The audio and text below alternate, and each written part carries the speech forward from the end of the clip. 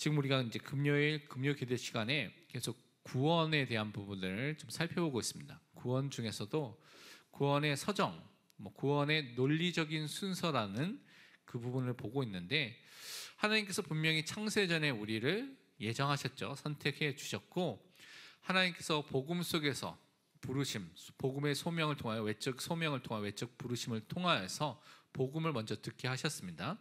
근데 복음을 들었을 때 그 복음에 반응할 수 있도록 우리 안에서 성령 하나님께서 역사하셔서 유효한 효과적인 내적인 부르심 소명을 일으켜서 우리가 거듭나는 중생 생명의 씨앗이 돼서 우리 성령이 하나님의 말씀을 들을 수 있도록 바꿔주신 역사가 일어나죠.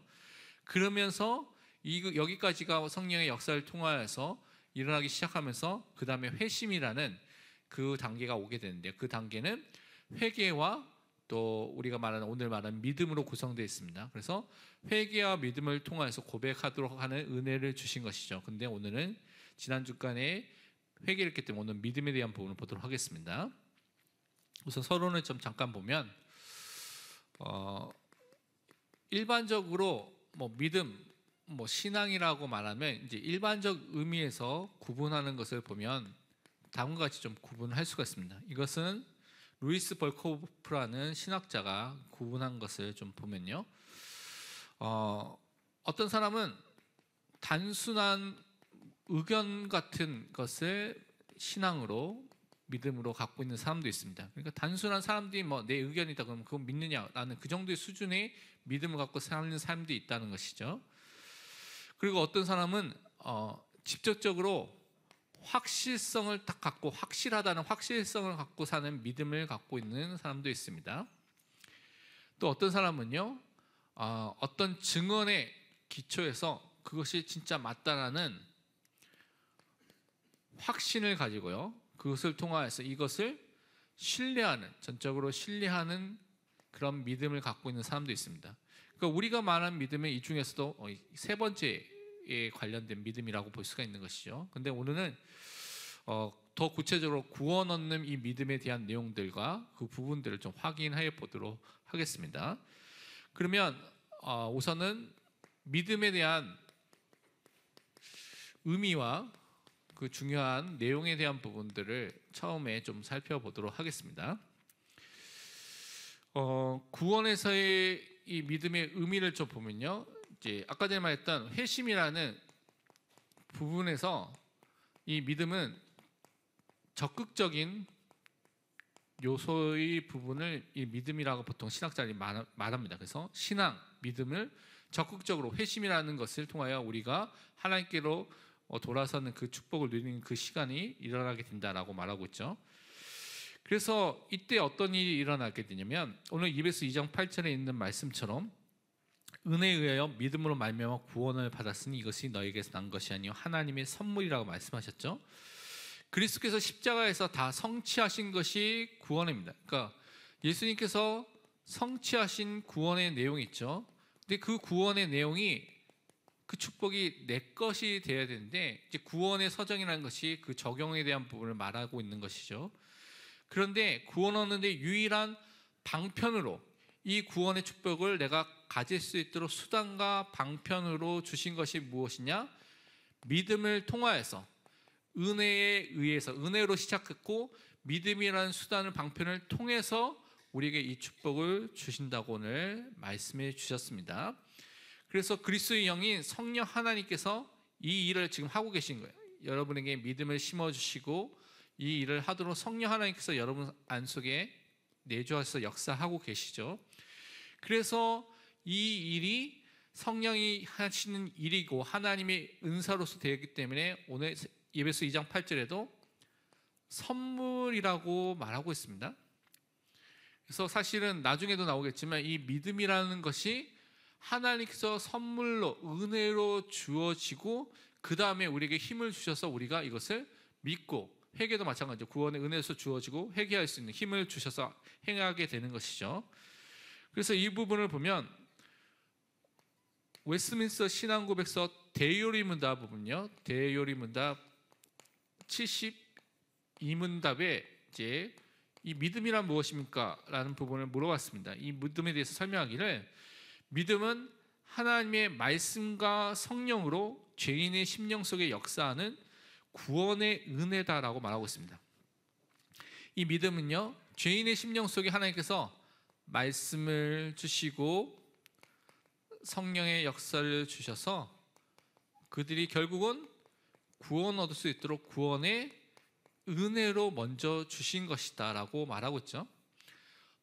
알미니안이나 다른 감리교회나 이런 분들은 내가 선택해서 내가 믿는다라는 부분을 되게 많이 강조해요. 그래서 자유의지를 갖고 내가 선택해서 믿을 수 있다라는 부분을 굉장히 강조하는데, 우리는요, 이 믿음도 구원의 은혜로서 주어지고 선물로서 주어서 믿음의 씨앗이 나중에 나오겠지만 심겨진 다음에 그것을 우리가 하나님의 은혜 속에서 또 의지적으로 그 다음에 고백하고 말할 수 있는 축복을 주셨다고 말하는 것입니다.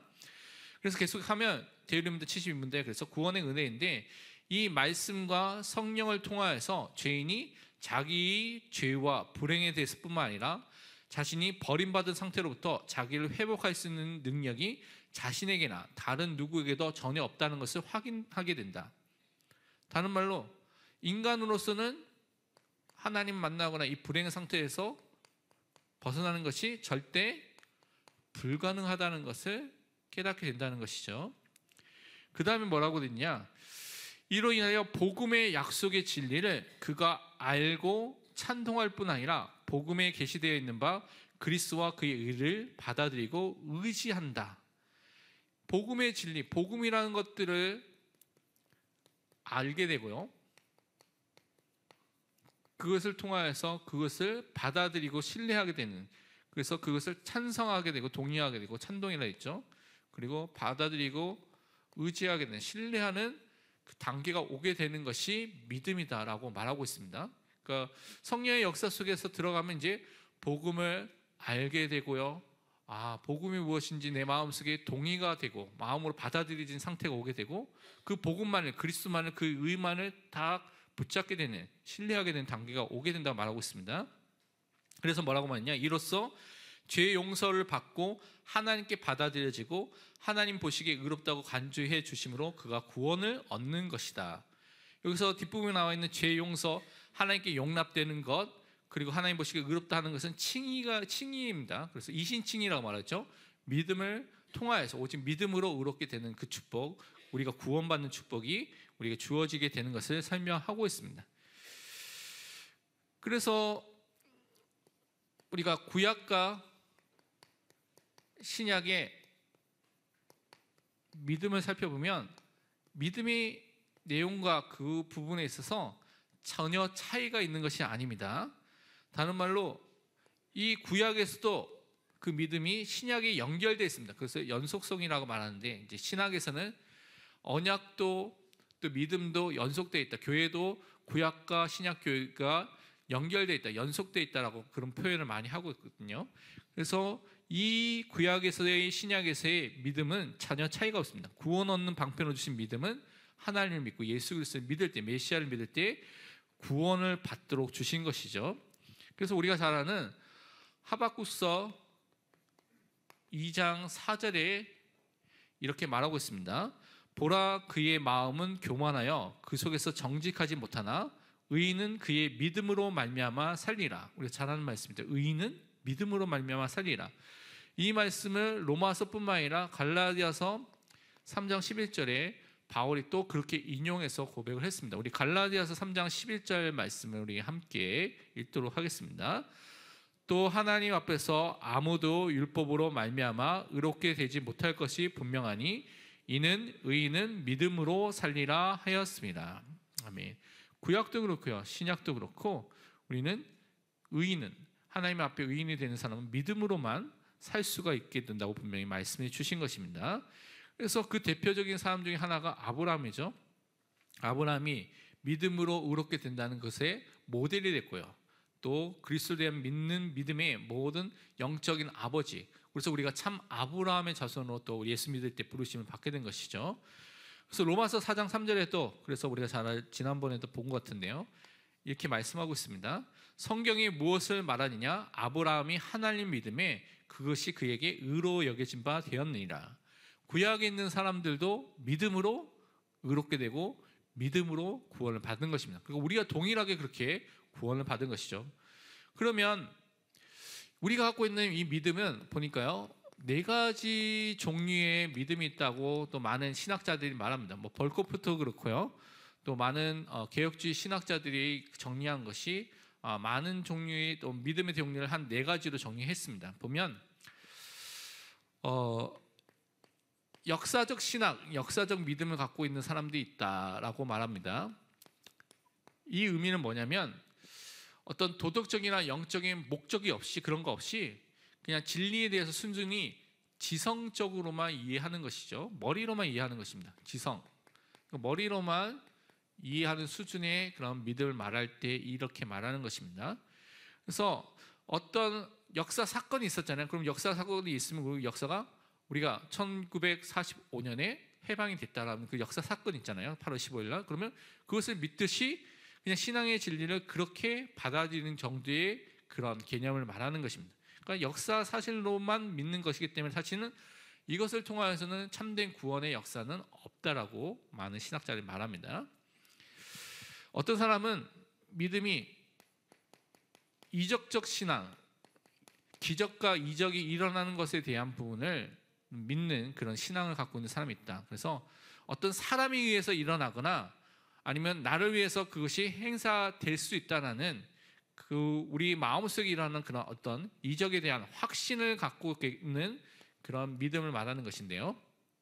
그래서 때로는 어떤 사람이 병을 낫는데 그 다음에 뭐 신앙생활을 하지 않는 경우도 있는 경우들이 있는데 뭐 여러 가지 이유가 있지만 그 중에 하나가 이런 믿음을 갖고 있기 때문이다라고 말하고 있습니다.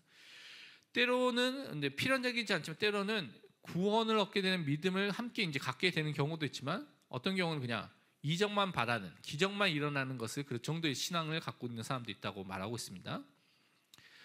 성경에 보면 이제 일시적인 신앙, 참된 신앙이 아니라 일시적인 신앙을 갖고 있는 사람도 있다라고 말하고 있습니다.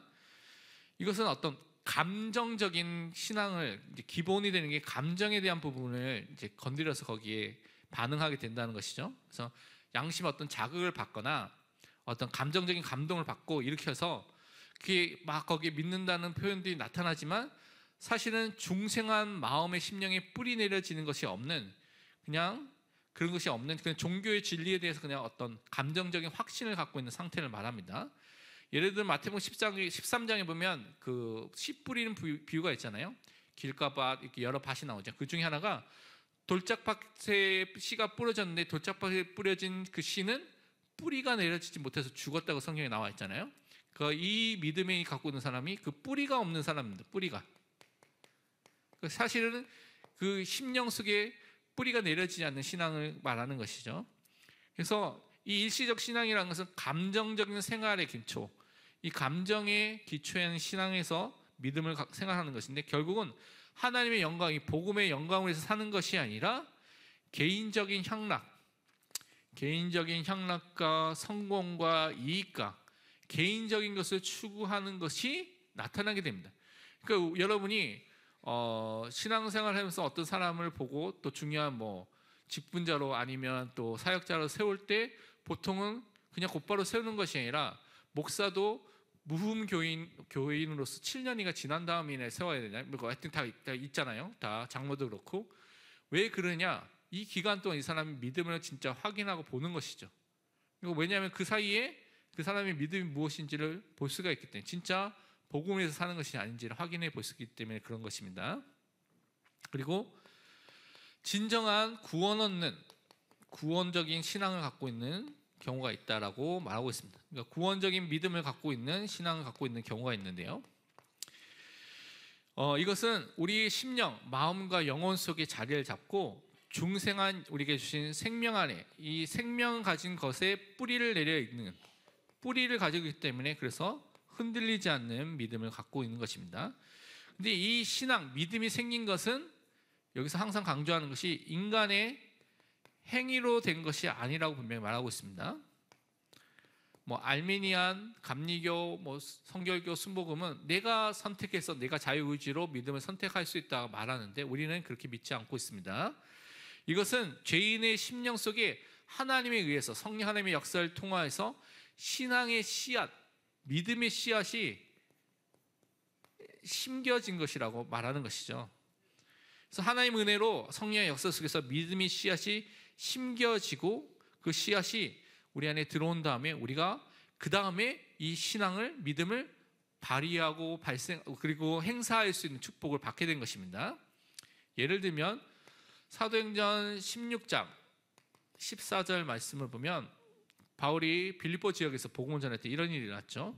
두아디라 시에 있는 자색 옥감 장사로서 하나님을 섬기는 누디아라는 한 여자가 말을 듣고 있을 때에 주께서 그 마음을 열어 바울의 말을 따르게 하신지라. 하나님께서 누디아의 마음을 여셨죠. 그래서 이 안에서 성령이 하나님께서 역사하셔서 이 복음의 말씀에 유하게 부르심에 반응할 수 있도록 그 안에 소명 믿음이라는 그 역사를 통해서 믿음을 고백하고 따를 수 있도록 역사하신 것입니다. 믿음의 씨앗이 심겨져서. 그래서 하나님께서 우리 안에 행하시는 믿음의 역사가 있다는 것을 볼 필요가 있습니다. 그리고 이 믿음이라는 것은 우리가 있는 믿음은 세 가지 3요소로 구성되어 있습니다. 앞에도 그 부분이 이미 설명되어 있는데 그것을 다시 보면 또 회개에서도 이런 부분을 설명했습니다. 회개도 세 가지 요소가 되어 있죠. 우선은 첫 번째는 지성적인 요소가 있습니다. 이것이 무엇이냐면 복음의 진리를 아는 지식을 갖고 있어야 되는 것이죠. 아는 것도 없이 내가 믿는다라고 말하면 그것은 맹지송이고 맹신입니다. 그래서 우리는 정확하게 무엇을 믿고 있는지를 바르게 성경을 갖고 알고 있어야 되는 것이죠. 그래서 여러분이 성경 말씀을 읽어야 되고요. 하나님의 말씀에 대해서 연구해야 되고요. 하나님의 말씀을 묵상해야 되는 그런 시간을 반드시 가져야 되는 것입니다. 우리가 믿는 것이 무엇인지를 알기 위해서요. 그래서 성경을 통해서 증거된 하나님의 말씀, 복음의 진리를 알고 깨닫는 것이 중요합니다. 이게 시작이죠. 근데 이것만 있으면 중요한 믿음인 모든 것들을 다 갖고 있는 것은 아닙니다. 그래서 복음을 분명하게 아는 것이 중요하기 때문에 사도행전 17장 11절에 베레아 사람들의 그 자세를 우리 가져야 됩니다. 함께 우리 같이 읽도록 하겠습니다. 베레아에 있는 사람들은 데살로니가에 있는 사람들보다 더 너그러워서 간절한 마음으로 말씀을 받고 이것이 그러한가 하여 날마다 성경을 상고함으로. 하나님의 말씀을 간절히 받을 수 있는 그런 은혜가 우리에게 임해야 되겠고요. 그 말씀을 날마다 상고하는, 그것을 읽어보고요, 확인하고요, 그것을 연구하는, 그것을 통해서 말씀을 깨닫고 알게 되는 은혜 속에 들어가는 것이 필요합니다. 그래서 우리가 지성적으로 하나님의 말씀 정확하게 아는 게 필요하죠. 근데 머리로만 아는 것을 끝나는 것이 아니라 이게 감성적인, 우리 정서적인 요소로서 주어져야 되는 것입니다. 복음의 진리에 대해서 머리로만 끝나는 것이 아니라 마음으로 진짜 맞구나라고 여러분이 찬성과 동의가 되는, 이거 줄여서 찬동이라는 단어를 쓰게 되는데 마음으로 진짜 이것이 맞구나라는 것을 붙잡게 되는 그 시간이 있어야 되는 것이죠. 그래서 마음에 뿌리 내려지고 이것을 고백하는. 그래서 이 머리에서 가슴으로 내려오는 것이 너무 힘들다고 말하는 분들이 많이 있는데 그것이 함께 이루어지는 것이 믿음이라고 성경 말하고 있습니다. 우리가 잘 아는 로마서 10장 10절이 그것을 말하고 있죠. 우리 잘 알지만 다시 한번 같이 읽도록 하겠습니다. 사람이 마음으로 믿어 의에 이르고 입으로 신하여 구원에 이르느니라. 아멘. 사람이 마음으로 믿는, 그냥 믿는 것이 아니라 마음으로 진짜 이 지성적인 부분에서 그것이 내려와서 나에게 정말 찬성과 동의로 믿어지는 것을 말하는 것이죠. 근데 이 두 가지 요소로만 있으면 안 됩니다. 믿음이. 또 회개에도 마찬가지죠. 두 가지 요소 외에 가장 중요한 요소 중에 하나가 의지적인 요소가 반드시 들어가야 됩니다.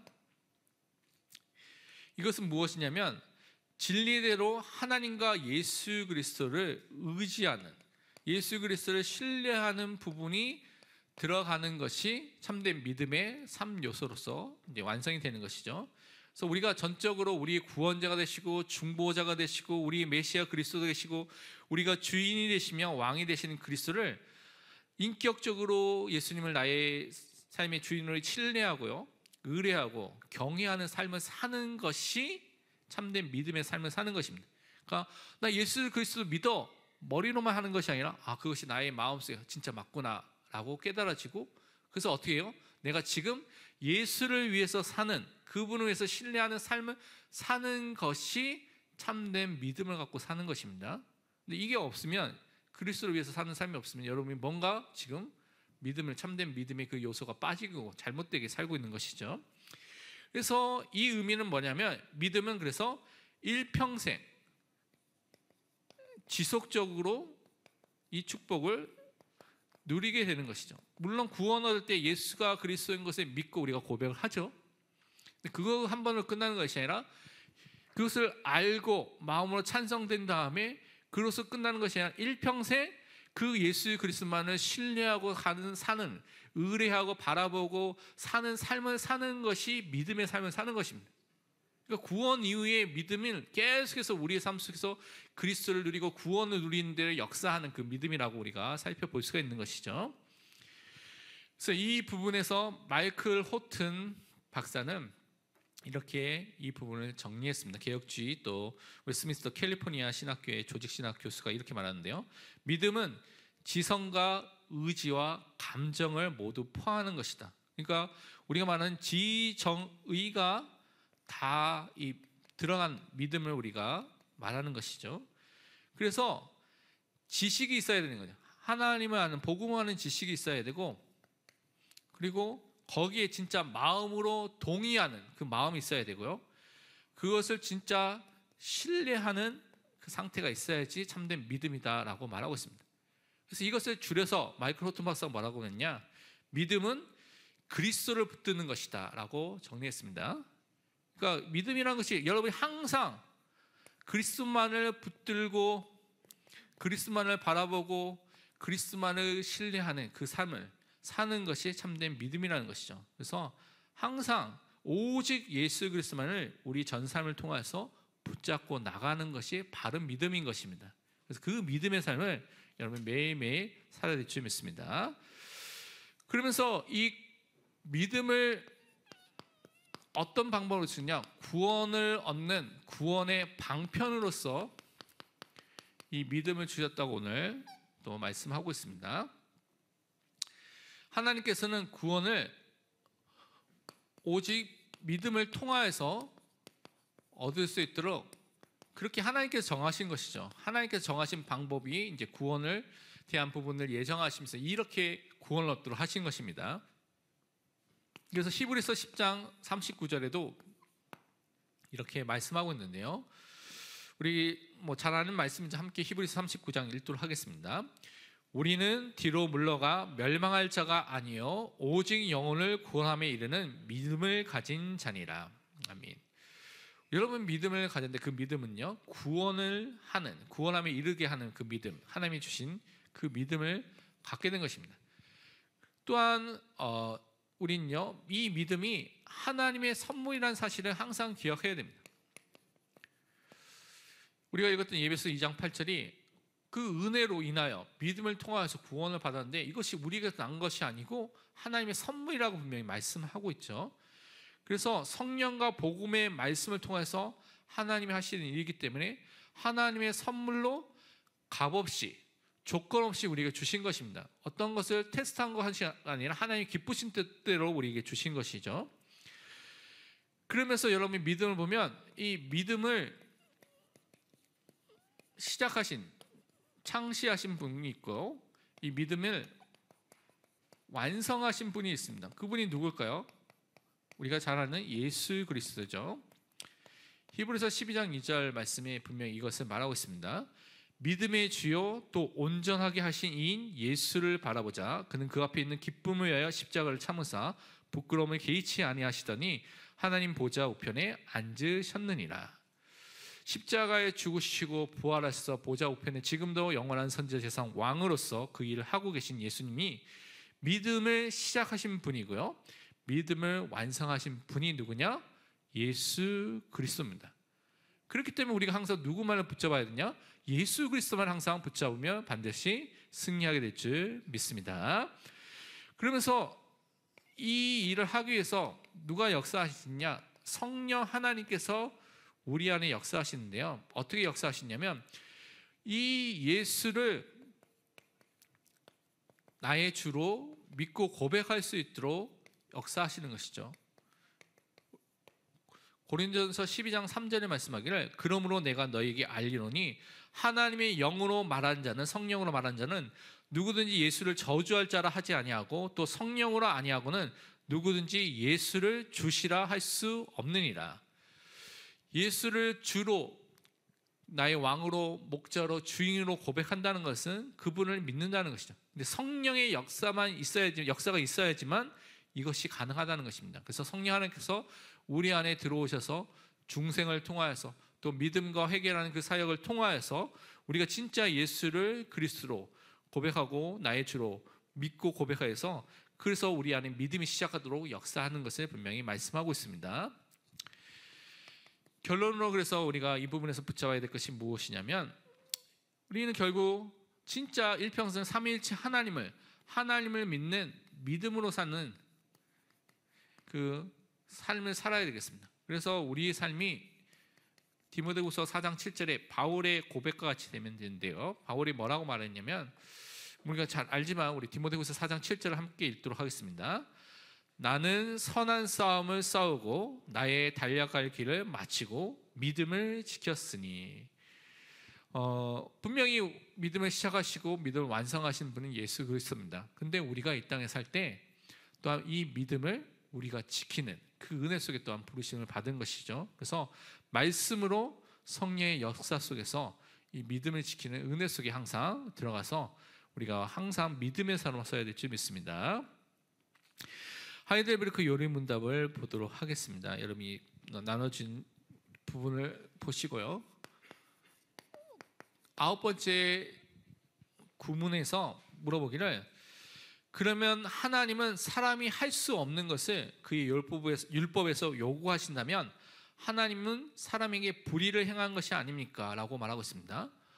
만약에 사람이 할 수 없는 일을 요구하신다면 이것은 하나님께서 올바른 분이 아니라 불의하신 하나님 아닙니까? 라고 물어봤습니다. 거기에 대한 답이 무엇이냐면 첫 번째는 그렇지 않다는 것이죠. 왜냐하면 하나님은 사람을 그것을 행할 수 있도록 창조하셨기 때문에 그렇습니다. 하나님께서 인간을 창조하셨을 때 원래 하나님이 주신 법에 순종할 수 있는 상태로 하나님의 형상을 만드셨죠. 그래서 그것을 순종할 수 있는 자유의지를 주신 존재로 만드셨다는 것입니다. 그러나 사람은 마귀의 유혹으로부터 고의로 불순종함을 통하여서 분명히 인간의 죄를 지을 때 마귀의 유혹이 있었고요. 그 마귀의 유혹이 있었는데 그것을 고의로 인간 스스로 자유의지를 사용해서 고의로 불순종했다고 말하고 있죠. 선택을 하나님의 말씀이 아니라 사탄의 말을 선택한 것은 인간입니다. 그래서 인간이 처음 지은 이 원죄, 또 그 외에 이제 인간에게 다른 사람에게 전가됐지만 그 원죄의 책임은 인간에게 있는 것입니다. 그래서 고의로 불순종함을 통해서 자기 자신뿐만 아니라 그의 모든 후손도 이러한 선물들을 상실하게 됐습니다. 그래서 이것이 아담과 하와뿐만 아니라 모든 후손에게 임하게 되면서 모든 이런 영적인 축복과 원래 창조 때 주셨던 그런 자유의지와 모든 것들을 상실해 버렸다고 분명히 설명하고 있습니다. 말씀을 통해서 확인해 보면 창세기 1장 27절을 보면 하나님께서 자기 형상 곧 하나님의 형상대로 사람을 창조하시되 남자와 여자를 창조하시고 남자와 여자 모두 하나님의 형상으로 만드셔서 하나님께서 주신 의와 거룩함과 진리를 가진 영원히 있는 존재로 하나님을 교제하고 선지자 재상 왕적인 축복을 가진 존재로 원래 만드셨습니다. 그래서 그들에게 무엇을 말씀하느냐? 창세기 2장 16절 17절에 행위 언약이라는 말씀을 주셨죠. 여호와 하나님이 그 사람에게 명하여 이르되 동산 각종 나무의 열매는 내가 임의로 먹되 선악을 알게 하는 나무의 열매는 먹지 말라. 내가 먹는 날에는 반드시 죽으리라 하시니라. 하나님의 이 약속 언약 안에 있으면 말씀 안에 거하면 가장 행복하고 모든 하나님의 교제와 모든 것을 누릴 수 있도록 만들어 주신 것이죠. 그런데 창세기 3장 13절에 이렇게 말씀하고 있습니다. 여호와 하나님이 여자에게 이르시되 내가 어찌하여 이렇게 하였느냐? 여자가 이르되 뱀이 나를 꿰므로 내가 먹었나이다. 사탄의 유혹을 통하여서 자신이 이 불순종의 죄를 짓게 됐다고 또 이렇게 여자가 말하게 된 것이죠. 그래서 창세기는 인간의 불순종 불신앙을 이렇게 말하고 있습니다. 여자가 그 나무를 본즉 먹음직도 하고 보암직도 하고 지혜롭게 할 만큼 탐스럽기도 한 나무인지라 여자가 그 열매를 따먹고 자기와 함께 있는 남편에게도 주매 그도 먹은지라. 하와 스스로 따먹고요, 그렇죠? 선택해서 불순종 불순종을 따라서 따먹고 자기뿐만 아니라 남편도 주고 남편도 거기에 따라서 같이 불신앙 불순종으로 먹게 된 사건을 말하고 있는 것입니다. 그러면서 로마서 5장 12절에는 이렇게 말씀하고 있죠. 그러므로 한 사람으로 말미암아 아담 한 사람으로 말미암아 죄가 세상에 들어오고 죄로 말미암아 사망이 들어왔나니 이와 같이 모든 사람이 죄를 지었으므로 사망이 모든 사람에게 이르렀느니라. 아담과 하와가 온 인류의 대표이고요, 또 시조가 되기 때문에 그 안에 있는 모든 후손들은 함께 죄를 짓게 됐고 죄책과 함께 또 그의 부패함이 또한 다 전달되게 되면서 모든 사람이 원죄 아래에 있게 되는 그 문제 속에 있는 것을 오늘 말하고 있습니다. 그러면 신문에서 이분을 말하면서 뭐라고 질문했냐면, 하나님은 그렇다면 그러한 불순종과 반역을 벌하지 않고 지나가도록 하셨습니까? 분명히 이 일을 한 것은 불순종한 일뿐만 아니라 이 죄를 짓는 것은 불순종, 불신앙으로 끝나는 것이 아니고 뭐라고 설명하냐면 반역이라고 설명했습니다. 반역이라는 것은 하나님을 거역하고 이제 하나님에 대해서 이제 자기가 하나님처럼 되면서 반역의 죄를 짓다고 말하고 있는 것이죠. 그러니까 그냥 단순히 따먹는 그 정도의 수준이 아니라 이거는 하나님을 멸시하고 거역하고 반역한 죄를 짓게 된 것이라고 말하고 있습니다. 근데 그렇게 벌하지 않고 지나가도록 하셨느냐? 답을 보니까요, 결코 그렇지 않다라고 우선 말하고 있죠. 하나님께서는 그것과 달리 하나님은 원죄와 자범죄, 모든 죄에 대해서 하나님은 어떻게 하십니까? 극심하게 진노하시고, 여러분 성경에서 진노라고 하는 단어들이 나오면 대부분 하나님의 진노를 말하고 있습니다. 죄에 대해서 진노하신다는 것이죠. 그 죄들을 현세와 영원히 의로운 심판으로서 벌하신다. 분명히 심판을 받게 되고 벌을 받게 되는 것이 있다라고 말씀하고 있죠. 그래서 하나님은 누구든지 율법책에 기록된 대로 모든 일을 항상 행하지 아니하는 자는 저주 아래에 있는 자라 선언하셨습니다라고 말하고 있습니다. 결국 이제 죄로 인한 저주가 임하게 되는 상태가 오게 된다라고 말하고 있는 것이죠. 출애굽기 34장 7절에 이렇게 말하고 있습니다. 출애굽기 20장 4절 5절과 비슷하죠. 인자를 천대까지 베풀며 악과 과실과 죄를 용서하리라. 그러나 벌을 면제하지는 아니하고 아버지의 악행을 자손 3세대까지 보응하리라. 여기서 3, 4대까지 보응한다는 것은 하나님을 미워하는 자에게, 하나님을 믿지 않는 자에게 그 자손들이 믿지 않을 때 그렇게 임하게 되는 것을 말합니다. 그래서 죄로 인한 진노와 심판과 저주 안에 계속 그 사람들도 자녀들도 죄인이기 때문에 똑같은 그런 상태가 임하게 되는 것이죠. 그러면서 출애굽기 3장 18절에는 이렇게 말하고 있습니다. 로마서입니다. 로마서 1장 18절입니다. 제가 잘못 봤군요. 로마서 1장 18절입니다. 하나님의 진노가 불의로 진리를 맡는 사람들의 모든 경건하지 않음과 불의에 대하여 하늘로부터 나타나나니, 하나님의 진노가 임하게 되는데 불의한 사람, 경건치 않은 사람, 불신자들에게 분명히 임하게 된다고 말하고 있습니다. 예배소서에도 또 동일하게 비슷한 말씀이 있죠. 예배소 5장 6절에 말씀하기를 누구든지 헛된 말로 너희를 속이지 못하게 하라. 이로 말미암아 하나님의 진노가 불순종의 아들들에게 임하나니, 분명히 또 그 심판이 임하게 된다고 말하고 있죠. 그러면서 우리가 잘 아는 히브리서 9장 27절에 보니까요, 그 말씀이 한 번 죽는 것은 사람에게 정해진 것이요 그 후에는 심판이 있으리니, 죽음이 분명히 있고 죽음 이후에도 분명한 심판을 통해서 하나님께서 그것에 대해서 묻는다고 말씀해 주셨습니다. 11문에서는 그래서 또 물어보기를 그러나 하나님은 또한 자비로우신 분이 아닙니까? 분명히 성경에서 하나님께서 자비로우시고 사랑이 있으신 분인데 왜 하나님께서 이렇게 무섭게 진노하시고 심판하시고 벌을 주시는 분입니까? 라고 물어보고 있는 것입니다. 그 답을 보면요, 이렇게 대답을 하고 있습니다. 하나님은 참으로 자비로우신 분이지만 또한 의로우신 분입니다 라고 말하고 있습니다. 하나님은 사랑의 하나님이시지만 또한 공의의 하나님이시죠. 그래서 하나님의 이 두 부분을 항상 봐야 됩니다. 어떤 사람은 사랑만 강조하고 다 사랑으로 덮으면 된다고 하는데 맞지만 틀립니다.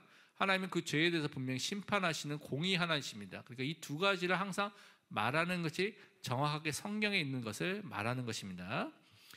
그래서 죄는 하나님의 최고 위엄에 반대하여 짓는 것이므로 하나님의 공의는 이 죄가 최고의 형벌, 곧 육체와 영혼의 영원한 형벌로 처벌받을 것을 요구합니다. 하나님의 공의에 따르면 결국 처벌받아서 영원한 형벌인 지옥에 가게 되는 것이 죄의 결론이라고 말하고 있죠. 그런데 하나님의 사랑, 자비가 임하게 되면 이 영원한 형벌에서 구원함을 받게 되는 것입니다. 얼마나 큰 은혜를 우리가 받게 된 것입니까? 출애굽기 20장 6절에는 이것을 이렇게 설명하고 있습니다. 나를 사랑하고 내 계명을 지킨 자에게는 천대까지 은혜를 베푸느니라. 하나님의 사랑과 자비가 영원히 임하게 되는 것을 설명하고 있는 것이죠. 시편 103편에도 이것을 8절 9절에도 말하고 있습니다. 보면 여호와는 긍휼이 많으시고 은혜로우시며 노하기를 더디하시고 인자하심이 풍부하시도다. 자주 경책하지 아니하시며 너를 영원히 품지 아니하시리로다. 긍휼과 은혜와 또 인자하심을, 그 사랑을 베푸시는 그 하나님이라는 것을 말하고 있죠. 그러면서 시편 5편 4절 6절에도 또 이렇게 말하고 있습니다. 하나님에 대해서 이렇게 설명하고 있는데요. 주는 죄악을 기뻐하는 신이 아니시니 악이 주와 함께 머물지 못하며 오만한 자들이 주의 목전에서 서지 못하리이다. 주는 모든 행악자를 미워하시며 거짓말하는 자들을 멸망시키리이다. 여호와께서는 피 흘리를 즐기는 자와 속이는 자를 싫어하시나이다. 죄에 대해서 분명히 그 죄악을 기뻐하지 않고 심판하시는 공의 하나님이라는 것을 말하고 있는 것이죠.